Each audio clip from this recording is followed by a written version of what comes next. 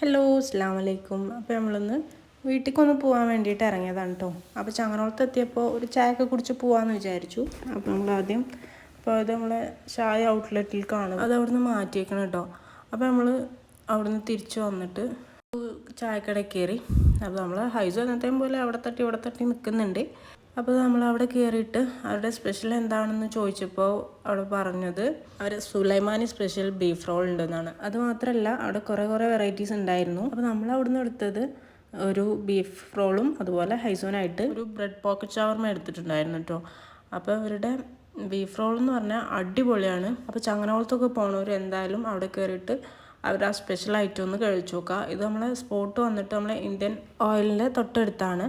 അപ്പോൾ നമ്മൾ അടുത്ത സാധനങ്ങളൊക്കെ നമുക്ക് കൊടുന്ന് വന്നു. അപ്പോൾ ഹൈസൂന് എന്തായാലും നല്ല ഇഷ്ടമായിട്ടുണ്ട് ഷവർമ്മ. അവൻ അത് കംപ്ലീറ്റ് കഴിച്ചു. അവനങ്ങനെ പൊതുവെ എവിടെ പോയാലും അങ്ങനെ ഫുഡൊന്നും അങ്ങനെ കഴിക്കാറില്ല. പുറത്തുനിന്നല്ല, അവൻ അങ്ങനെ കഴിക്കാറില്ല അങ്ങനത്തെ ഐറ്റംസ് ഒന്നും. എന്തായാലും അവനത് ഫുള്ളായിട്ട് കഴിച്ചു.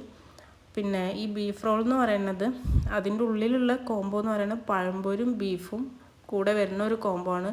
അടിപൊളിയാണ്. എനിക്ക് പേഴ്സണലി ഒരുപാട് ഇഷ്ടമായി.